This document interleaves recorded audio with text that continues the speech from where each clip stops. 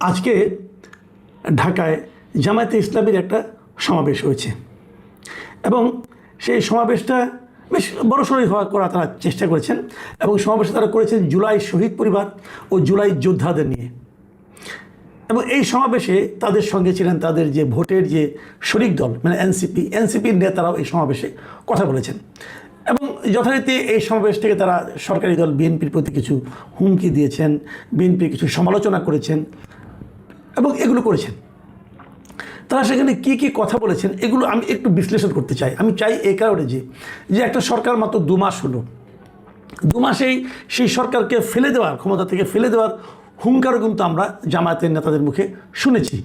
তো যদি সরকার তাদের হুঙ্কারে ধর কেঁপে টেপে পড়ে গেল তাহলে কী হবে? আবার নির্বাচন হবে না কি? মানে ঘটনাটা কী দাঁড়াবে? মানে একটা সরকারকে আমরা দায়িত্ব দিয়েছি, ভোট দিয়ে বসিয়েছি, সেই সরকার আপনি সমালোচনা করেন, হতে পারে তার যে কোনো কাজেরই আপনি সমালোচনা করতে পারেন। আমরাও সমালোচনা করি, আমরা সরকারি দলের সমালোচনা করি, বিরোধী দলের সমালোচনা করি, সকল যেটা আমার কাছে ভুল লাগে সেটা নিয়ে সমালোচনা করি। ওরকম আপনারাও করবেন। জনগণ সেগুলো শুনবে, বুঝবে, নিজেরা মিলিয়ে নেবে, তারপরে তো সরকার চলবে, কোনো সমস্যা তো নাই। কিন্তু ফেলে দিতে হবে কেন? তারপর যে সমস্ত কথাবার্তা বলা হচ্ছে এই কথাগুলি নিয়েও আমি একটু আলোচনা করতে চাই। যে জিনিসটা বলেছে জামায়াতের আমির, তিনি বলেছেন যে বিএনপি প্রতিটি বিষয়ে পালিয়ে যাওয়া ফ্যাসিবাদের রাস্তা ধরে হাঁটা শুরু করেছে। প্রতিটি বিষয়ে, কিন্তু আমার এই প্রতিটি বিষয় নিয়ে আমার আপত্তি।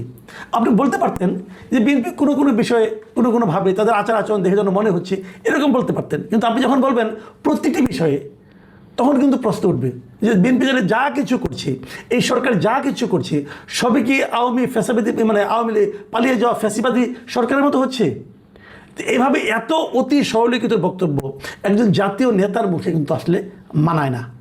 এবং উনি কী বলেছেন? উনি বিএনপির উদ্দেশ্যে বলেছেন, হাজার চেষ্টা করেন ওই আওয়ামী লীগ হতে পারবেন না, দুর্বল আওয়ামী লীগ হতে পারবেন। তো আওয়ামী লীগ হতে পারবেন না বলতে উনি কি আওয়ামী লীগের চরম যে স্বৈরতান্ত্রিক যে আচরণ ওটার কথা বলছেন? তার মানে তারা দুর্বল আওয়ামী লীগ, তো দুর্বল আওয়ামী লীগ মন্দ কি, সেটা যেটা আচরণ কিছু কম হবে? কিন্তু এ ধরনের কথা যখন বলেন তখন কিন্তু একটু প্রশ্ন জাগে। যেমন উনি বলেছেন যে জুলাই গণঅভ্যুত্থান না হলে, মানুষ জীবন না দিলে বিএনপি আজকে ক্ষমতার তাপ উপভোগ করতে পারত না। এই কথাটা এবং তার উনি বিএনপিকে জুলাই বিপ্লবের সুবিধাভোগী বলেন। দেখেন, আপনার এই কথা কিন্তু ঠিক, আমি অস্বীকার করি না। কারণ জুলাই অভ্যুত্থান না হলে, মানুষ জীবন না দিলে তো আওয়ামী লীগ সরকারের পতন হতো না। আওয়ামী লীগ সরকারের পতন না হলে বিএনপি ক্ষমতায় আসতে পারতো না, ইহা সত্য, কোনো সন্দেহ নাই। তাহলে বিএনপি কী হতো? বিএনপি দৌড়ের উপর থাকতো, বিরোধী দল হিসেবে থাকতো, দৌড়ের উপর থাকতো। কিন্তু জনাব শফিকুর রহমান, আপনি একটা ভেবেছেন আপনাদের কী হতো? আপনাদের কী হতো? জুলাই অভ্যুত্থান না হলে তো আপনারা একটা নিষিদ্ধ রাজনৈতিক দল হইতেন। আপনি বলছেন জুলাই আন্দোলনের সুবিধাভোগী হলো বিএনপি। জুলাই আন্দোলনে বিএনপি যতটুকু সুবিধা পেয়েছে তার চেয়ে অনেক বেশি সুবিধা পেয়েছেন আপনারা। আপনি এখন জাতীয় সংসদের বিরোধী দলীয় নেতা। যদি জুলাই আন্দোলন না হলে আপনি কোথায় থাকতেন? আপনি নিষিদ্ধ দলের নিষিদ্ধ আমির হতেন। তাহলে কী হতো? কাজেই জুলাই আন্দোলনের সুবিধাভোগী আমরা সবাই, এই জাতির সবাই আমরা জুলাই আন্দোলনের সুবিধাভোগী। কিন্তু জুলাই আন্দোলনের সেই সুবিধাটাকে কে কীভাবে ব্যবহার করছে, দ্যাট ইজ দ্য পয়েন্ট। আপনারা কীভাবে ব্যবহার করছেন, এনসিপি কীভাবে ব্যবহার করছে, এগুলো হলো আলোচনার বিষয়। এবং বিএনপি কীভাবে ব্যবহার করছে এটাও আলোচনার বিষয়। এবং এই আলোচনাগুলি কিন্তু মানুষ করছে। আপনার টেনশন নেওয়ার কোনো কারণ নাই রে ভাই। সাধারণ মানুষ অলরেডি আলোচনা শুরু করেছে। কারা এই দায়িত্ব নেওয়ার পর, ক্ষমতায় আসার পর কারা কী কথা বলছেন, কারা কী আচরণ করছেন, কারা কীভাবে অন্য দলকে মূল্যায়ন করছেন, এই সবই কিন্তু আলোচনার বিষয় হিসেবে মানুষের মনে দেখা দিয়েছে।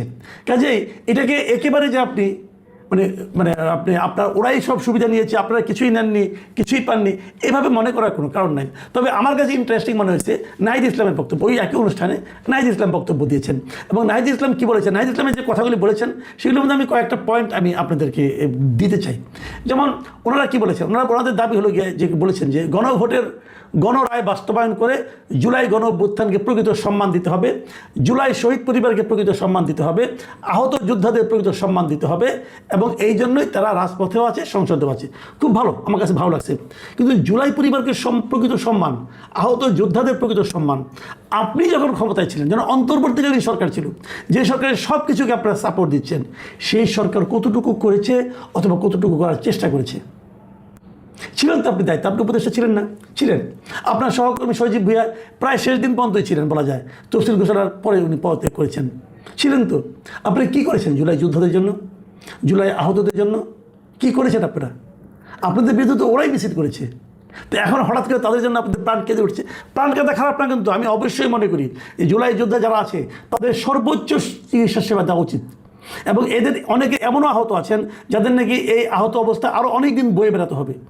ততদিন পর্যন্ত তারা যতদিন বেঁচে থাকবেন ততদিন পর্যন্ত তাদের সর্বোচ্চ চিকিৎসা সেবা নিশ্চিত করা উচিত। যেমন আমরা যুদ্ধাহত মুক্তিযোদ্ধাদের জন্য করেছিলাম, তেমনিভাবে এদের জন্য করা উচিত। কিন্তু সেই কাজটা যখন আপনারা দায়িত্বে ছিলেন তখন আপনারা কী করেছেন? এই দাবিগুলো তখন আপনারা তুলেন নাই কেন? অথবা যখন আপনারা নিজেরা উপদেষ্টা ছিলেন তখন কেন এই কাজগুলো আপনারা করেন নাই? কেউ করেননি আপনারা। তখন আপনারা নিজেদের পকেট ভারী করার জন্য ব্যস্ত ছিলেন। তাহলে কোন মুখে এই কথা এখন এই গভর্নমেন্টকে বলেন? এই গভর্নমেন্টের করা উচিত, আপনি না বললেও করা উচিত। কিন্তু যদি তারা না করেন তাহলে অবশ্যই বলবেন। নাহিদ ইসলাম একটা গুরুত্বপূর্ণ কথা বলছেন। তিনি বলেছেন যে গুরুত্বপূর্ণ আমার কাছে লেগেছে, কানে বেজেছে কথাটা। উনি বলেছেন এই সরকার 2 মাসে যতটা অজনপ্রিয় হয়েছে আমরা জানি না আগামী 6 মাসে তার পরিণতি কী হবে, তার অবস্থান কী হবে। আবার আরেকটা বলেছেন যে বাংলাদেশের ইতিহাসে মাত্র 2 মাসের মধ্যে কোনো সরকার এতটা অজনপ্রিয় হয়েছিল কিনা সেই প্রশ্নটাও নাহিদ ইসলাম করেছেন। এই সরকার অজনপ্রিয় কোন বিবেচনায়? অবশ্যই মানুষের চাহিদার কখনো শেষ নেই।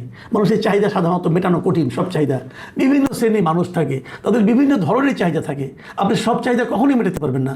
আমাদের মতো তৃতীয় বিশ্বের, আমাদের মতো দরিদ্র দেশের যে কোনো সরকার হোক তাকে অজনপ্রিয় হতেই হবে। সে অনেক কিছু মেটাতে পারবে না।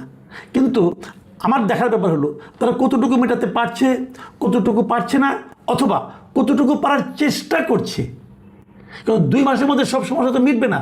তারা তো এসেছে 5 বছরের জন্য, 60 মাসের জন্য। তো মাত্র 2 মাস গেল, তো 58 মাস আছে রে ভাই। এখনই অজনপ্রিয়তার মাপকাঠি মাপাটা এত সহজ না। 2 মাসের মধ্যে তারা অজনপ্রিয় হয়েছে, কোনো সন্দেহ নাই। আপনি বলেন যে ইতিহাসে কোনো ছিল না। আরে ভাই, অন্তর্বর্তীকালীন সরকারও তো 10 দিনের মধ্যে অজনপ্রিয় হয়ে যাচ্ছিল। যখন তারা এই সমস্ত অথর্ব লোকগুলিকে এনে উপদেষ্টা বানিয়েছে, কিছু বুড়া আর কিছু ছোড়া, আপনাদের মতো কিছু লোকজন, ইয়াং নবিশ লোকজনকে নিয়ে যখন উপদেষ্টা বানিয়েছে, তখনই তো লোকজন বলছে যে এই গভর্নমেন্ট গন কেস। আমি নিজে প্রথম দিনই বলেছি যে কতগুলি অথর্ব লোককে আনছেন আপনারা, এগুলো তো নড়তে চড়তেই পারে না, এটা কখন কাজ করবে। আর কতগুলি ইয়াং পোলাপান আনছেন, এতে তো কোনো অভিজ্ঞতাই নেই। এবং তাই হয়েছে। আপনারা ইতিহাসের খাতায় নাম লিখিয়েছেন। আমি বলবো যে বাংলাদেশের ইতিহাসে এত কম বয়সে এত দুর্নীতি মনে হয় আর কেউ করে না, জানা কি আপনাদের সহকর্মীরা করেছে। তো অজনপ্রিয় আপনারা তখনই হয়ে গেছেন। কাকে খোঁজ দিচ্ছেন আপনারা? দেখুন, আমি এখন একটা কথা বলি, যেটা বলে আমি আলোচনাটা শেষ করতে চাই। সেটা হলো গণভোটের গণরায় বাস্তবায়নের কথা বলেছেন। গণভোট জিনিসটা আমি মনে করি ইউনূস সরকার এই জাতির উপর চাপিয়ে দিয়েছিল। ডক্টর আলী রিয়াজের প্ররোচনায় ডক্টর ইউনূস এই দেশে এই জাতির উপর গণভোট চাপিয়ে দিয়েছিল, যেটা ছিল সম্পূর্ণভাবে একটা বেআইনি এবং অবৈধ কাজ। কথা পরিষ্কার। গণভোটকে কোনোভাবে আপনি জাস্টিফাই করতে পারবেন না, কোনোভাবে না। গণভোটের রায় মানতে গেলে পরবর্তী সময়ে এটা নিয়ে সংসদে এবং উচ্চ আদালতে প্রশ্ন উঠতে পারত।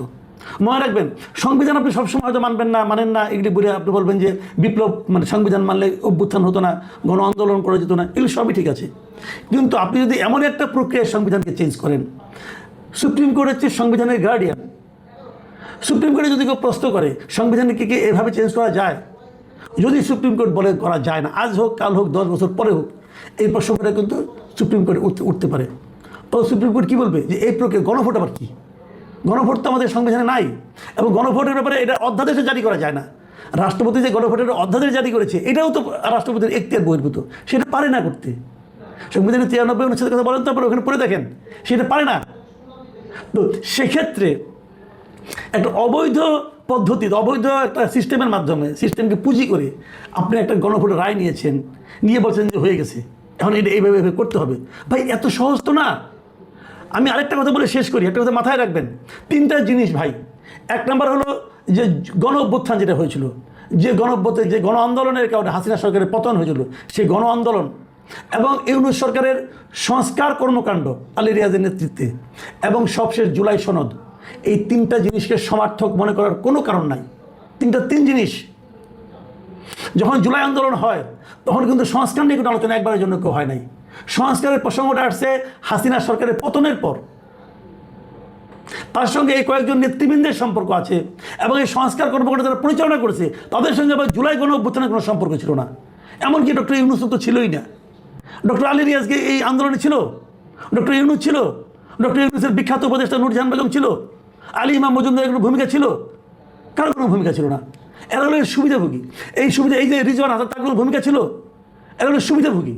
এই সুবিধাভোগী লোকগুলি এসে নিয়ে পরে এটাকে একটা ক্যাচাল বাঁধিয়ে জিনিসটাকে তাদের শাসনটাকে দীর্ঘায়িত করার চেষ্টা করেছে, আর কিচ্ছু না। আমি তবুও বিএনপিকে সাধুবাদ জানাবো। বিএনপি বলেছে তারা জুলাই সনদকে অক্ষরে অক্ষরে বাস্তবায়ন করবে। এখন জুলাই সনদ বলতে তারা যেটা বুঝে, হয়তো সেই জিনিসটা জুলাই সনদ বলতে এনসিপি বুঝে না, জামাত বুঝে না। তো আমরা দেখি বিএনপি কতটুকু বুঝে জুলাই সনদ, কতটুকু তারা অক্ষরে অক্ষরে বাস্তবায়ন করে, এটাও আমরা দেখতে চাই। যদি তারা না করে বাস্তবায়ন, আমরা তাদের বিরোধিতা করবো যে আপনারা যতটুকু বলেছেন ততটুকু করেন। কিন্তু আমি মনে করি জুলাই সনদকে হুবহু বাস্তবায়ন করাটাও যে খুব বিশাল কিছু পরিবর্তন হয়ে যাবে, আমি কিন্তু তাও মনে করি না। দেখুন, আমি বলি আপনাদেরকে, সংবিধান সংস্কার না, শাসন ক্ষমতার যে শাসন প্রক্রিয়া, এটাকে সংস্কার করলে কোনো কাজ হবে না। সংস্কার করতে হবে মানুষকে, মানুষের মানসিকতাকে। যতক্ষণ পর্যন্ত মানুষের মানসিকতা পরিবর্তন না হবে, যতক্ষণ পর্যন্ত রাজনৈতিক নেতৃবৃন্দের মানসিকতা পরিবর্তন না হবে, ততক্ষণ পর্যন্ত কোনো সংস্কারে কোনো কাজ হবে না।